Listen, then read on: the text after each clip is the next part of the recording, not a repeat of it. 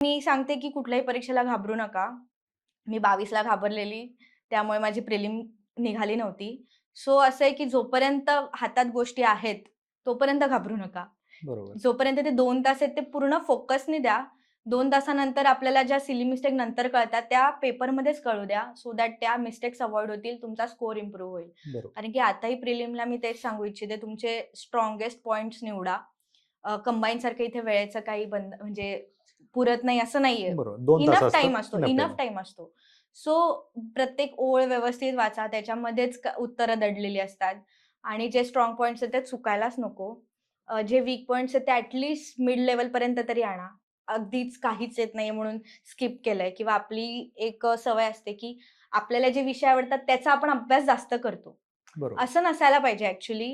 एक्झामची demand ओळखली पाहिजे. काही-काहींना science आवडत नाही, तर ते पूर्ण स्किपच करतात. सो असं करून नाही चालणार. तुम्हाला एक बेसिक मिनिमम एव्हरेजपर्यंत तरी घेता आले पाहिजे तिथे मार्क्स किंवा आता माझं हिस्ट्री वीक होतं. म्हणून मी पूर्ण हिस्ट्री स्किप नाही केलं.